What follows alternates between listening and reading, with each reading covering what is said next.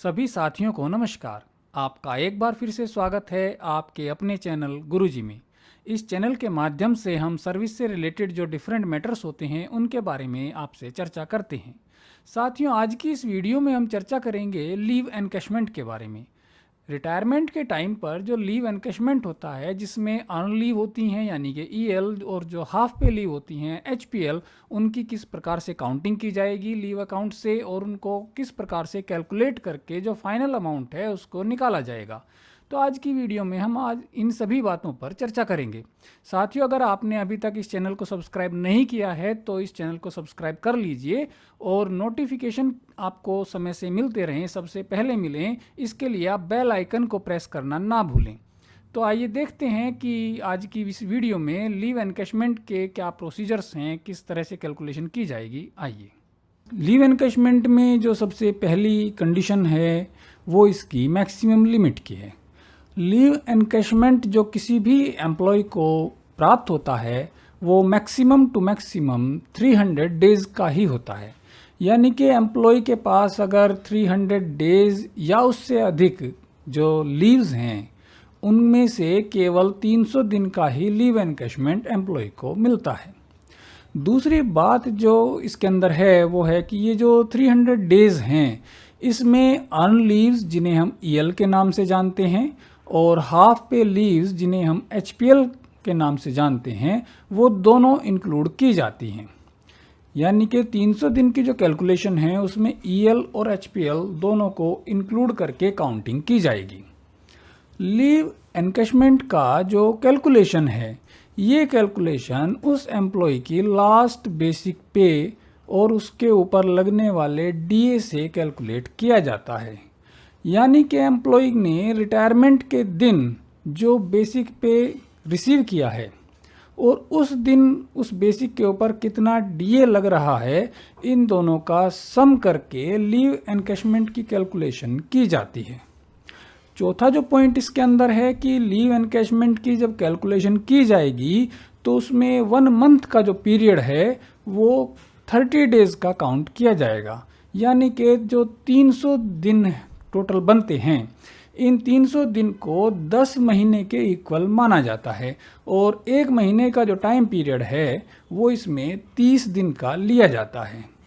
ये 4 main general बातें हैं जो उनके बेस पर लीव एनकैशमेंट की कैलकुलेशन की जाती है।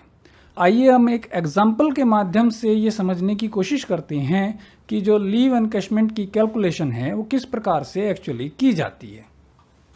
इस एग्जाम्पल में सबसे पहले हम लीव अकाउंट को कंसीडर करते हैं। लीव अकाउंट यानी कि जो हमारी ईएल, एचपीएल या और दूसरे किस्म की जो लीव हैं उनके लिए जो अकाउंट मेंटेन किया जाता है उसे लीव अकाउंट कहते हैं। इस लीव अकाउंट में जो बैलेंस्ड अर्न लीव हैं यानी कि कितनी ईएल एम्प्लॉय के पास अब बची हुई हैं at the time of retirement, उसको हम एग्जाम्पल के लिए मान लेते हैं 250 ईएल एम्प्लॉय के पास हैं। और जो हाफ पे लीव्स हैं एचपीएल, इनका जो बैलेंस है at the day of retirement वो एम्प्लॉय के पास 150 है।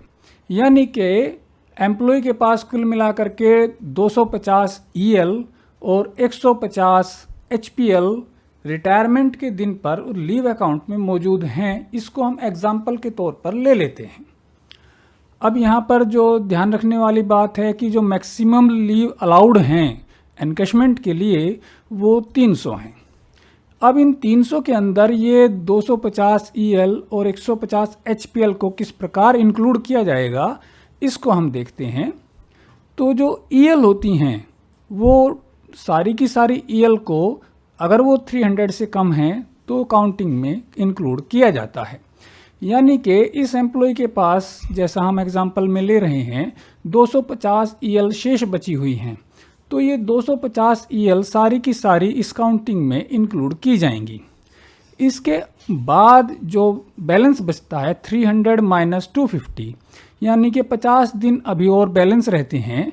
तो इन 50 दिन के लिए जो एचपीएल हैं एम्प्लॉय के पास, टोटल एग्जाम्पल जो हम ले रहे हैं इसमें 150 एचपीएल को मान रहे हैं, तो यहाँ पर जो 50 दिन बैलेंस बचते हैं 300 करने के लिए, उन 50 दिनों को HPL से की काउंटिंग से पूरा किया जाएगा। यानी कि जो ऑथराइज लीव होंगी वो 250 EL और 50 HPL को मिला करके टोटल 300 दिन का लीव एनकैशमेंट एम्प्लॉय को दिया जाएगा। अब हम देखते हैं कि ये जो 250 EL और 50 HPL को इंक्लूड करके 300 दिन का लीव एनकैशमेंट मिलेगा, उसकी कैलकुलेशन किस प्रकार से की जाएगी। इस कैलकुलेशन के लिए जो सैलरी डिटेल हम एग्जाम्पल के तौर पर ले रहे हैं वो एम्प्लॉय का जो लास्ट बेसिक पे है, यानी कि जिस दिन एम्प्लॉय रिटायर हुआ उस दिन जो उसका बेसिक पे था उसको लास्ट बेसिक पे कहते हैं। एग्जाम्पल के लिए हम यहाँ पर ले रहे हैं कि ये जो लास्ट बेसिक पे है ये 70,000 रुपीज़ है। एट प्रेजेंट जो DA की रेट चल रही है 17%, इसी के बेस पर हम मान लेते हैं कि रिटायरमेंट के दिन एम्प्लॉय का जो DA है वो 17% के रेट से 11,900 रुपया चल रहा है। तो इन दोनों को मिला करके यानी कि लास्ट बेसिक पे का अमाउंट जो 70,000 है और DA का अमाउंट जो 11,900 है, इन दोनों का जो सम होता है 81,900 रुपये, इसको टोटल एमोल्यूमेंट्स नाम दिया गया है। इसमें बेसिक पे और DA का जो सम है उसको इंक्लूड किया जाता है। यानी कि इस एग्जाम्पल के अंदर जो टोटल एमोल्यूमेंट्स होंगे वो 81,900 रुपया होंगे। इसका जो इस्तेमाल है वो अनलीव की EL की कैलकुलेशन में किया जाएगा। इसका जो हाफ अमाउंट होता है यानी कि 81,900 का अगर हम आधा कर दें तो ये अमाउंट आता है 40,950 रुपये। ये जो हाफ अमाउंट है 40,950 रुपये, इसको हाफ ऑफ एमोल्यूमेंट्स कहते हैं। यानी कि यहाँ पर हमारे पास कैलकुलेशन के लिए दो अमाउंट होते हैं, एक टोटल एमोल्यूमेंट्स जिसमें BP यानी कि बेसिक पे और DA इंक्लूड होता है, ये 81,900 रुपया है इस एग्जाम्पल में, और दूसरा अमाउंट है हाफ ऑफ एमोल्यूमेंट्स जो कि 40,950 है, 81,900 रुपये का आधा अमाउंट। इन दोनों के बेस पर ही लीव एनकैशमेंट की कैलकुलेशन की जाएगी। आइए अब हम देखते हैं कि ये कैलकुलेशन किस प्रकार से होगी। तो यहाँ पर जो एग्जांपल हमने लिया है, एम्प्लॉय के पास जो EL ऑथराइज हैं एनकैशमेंट के लिए वो 250 हैं, जो कि उसके पास रिटायरमेंट के दिन पर बैलेंस थी। और जो इस एम्प्लॉय का एग्जांपल में हमने टोटल एमोल्यूमेंट्स लिए हैं, जैसा कि अभी ऊपर हमने कैलकुलेशन किया था, ये 81,900 रुपया है। तो EL एनकैशमेंट के लिए जो फॉर्मूला इस्तेमाल किया जाता है वो है टोटल एमोल्यूमेंट्स को हम डिवाइड करते हैं सबसे पहले 30 से। जैसा कि हमने जनरल बातों में देखा था कि जो मंथ है EL एनकैशमेंट के लिए वो 30 डेज का माना जाता है। तो टोटल एमोल्यूमेंट्स को सबसे पहले हम डिवाइड करेंगे 30 से और इसमें मल्टीप्लाई किया जाएगा number of days of EL का, यानी कि EL के कितने दिन हैं उसके इसमें मल्टीप्लाई कर देंगे।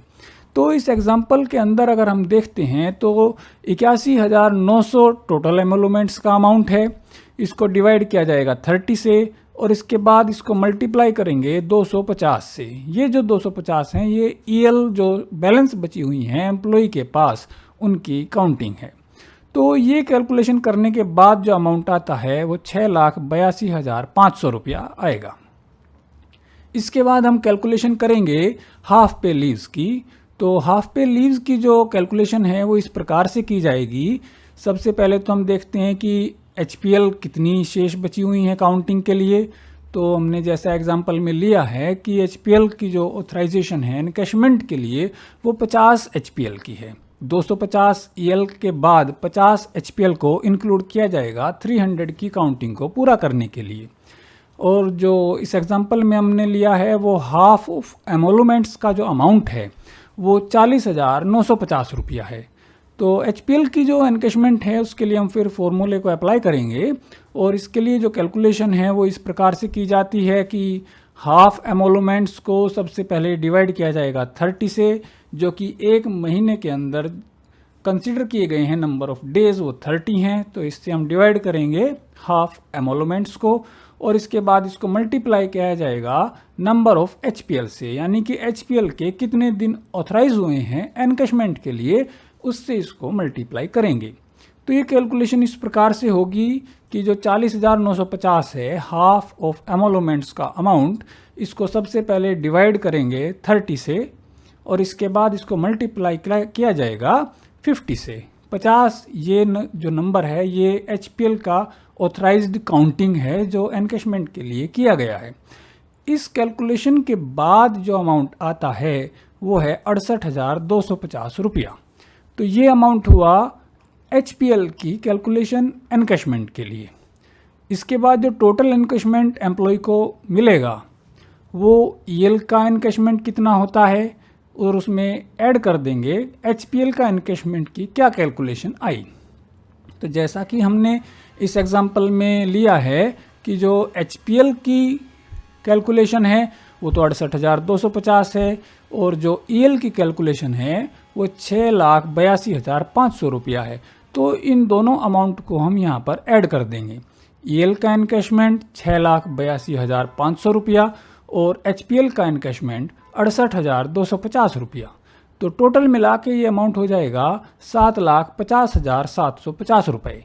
ये टोटल एनकैशमेंट एम्प्लॉय को लीव अकाउंट से मिलेगा, यानी कि एम्प्लॉय के पास जो लीव थी उनमें से 300 लीव्स का जो एनकैशमेंट एम्प्लॉय को मिलेगा वो 7,50,750 रुपया होगा इस एग्जाम्पल के लिए। इसी की बेस पर हम अपनी जो डिफरेंट EL की काउंटिंग है, HPL की काउंटिंग है, उनकी एनकैशमेंट कितनी बनेगी उसको कैलकुलेट कर सकते हैं। यहाँ ध्यान रखने वाली बात ये है कि जो HPL हैं उनकी काउंटिंग हम 300 के लिए तभी करेंगे जब हमारी EL 300 से कम रह जाती हैं। आइए अब हम देखते हैं कि हेड ऑफ ऑफिस की तरफ से जो लीव का एनकैशमेंट है उसके लिए सैंक्शन ऑर्डर को किस प्रकार से ड्राफ्ट किया जाएगा। ये एक सैंपल सैंक्शन ऑर्डर है लीव एनकैशमेंट के लिए। इसके ड्राफ्ट को हम देखते हैं कि किस प्रकार से इसको फिल करके इशू किया जाएगा। तो यहाँ पर सैंक्शन है कॉम्पिटेंट अथॉरिटी की जो एक्सपेंडिचर के लिए दी जा रही है और वो एक्सपेंडिचर कितने रुपए का है लीव एनकैशमेंट का उसको हम यहाँ पर फिल करेंगे और इसके आगे इसको वर्ड्स में भी लिखना है। On account of unutilised earn leave for how many days, यानी कि जो EL हैं कितनी EL का एनकैशमेंट इसमें इंक्लूड किया गया है। यहाँ पर अब number of days of EL भरना है जैसा कि इस एग्जांपल में हमने लिया है। तो यहाँ पर हम 250 को भरेंगे और हाफ पे leaves for how many days जैसा कि इस एग्जांपल में हम ले रहे हैं। यहाँ पर 50 डेज की HPL का एनकैशमेंट किया जा रहा है तो यहाँ पर हम 50 डेज भरेंगे। इसके बाद एम्प्लॉय का नाम यहाँ पर लिखा जाएगा, उसका डेजिग्नेशन नंबर देंगे और उसकी जो लास्ट बेसिक की डिटेल है कैलकुलेशन के साथ वो यहाँ पर इस सैंक्शन ऑर्डर में दी जाएगी। तो जो एम्प्लॉय का लास्ट बेसिक पे होता है सबसे पहले उसको भरेंगे। DA का जो परसेंटेज एट प्रेजेंट 17% चल रहा है तो यहाँ पर 17 लिखा हुआ है। अदरवाइज जो भी DA का रेट रिटायरमेंट के टाइम पर होगा यहाँ पर वो DA की रेट लिखी जाएगी और उसका अमाउंट यहाँ पर फिल किया जाएगा। इन दोनों का फिर हम सम करके जोड़ करके यहाँ थर्ड पॉइंट में लिखेंगे टोटल एमोलमेंट्स के अंदर बेसिक पे और DA का टोटल। फिर इस अमाउंट का हाफ कर अमाउंट यानी कि आधा करके हाफ ऑफ एमोलमेंट्स में भरेंगे पॉइंट नंबर 4 में। ये जो कैलकुलेशन है EL की और HPL की वो इस टोटल एमोलमेंट के अमाउंट और हाफ एमोलमेंट के अमाउंट के बेस पर ही की जाएगी जैसा कि हमने ऊपर एग्जाम्पल में देखा था। उसी प्रकार से यहाँ EL एनकैशमेंट की कैलकुलेशन को शो किया जाएगा। इसके बाद हाफ पे लीव्स यानी कि HPL के एनकैशमेंट की जो कैलकुलेशन है उसको शो किया जाएगा और फिर हम टोटल लीव एनकैशमेंट कितना बनता है उसको यहाँ पर मेंशन करेंगे।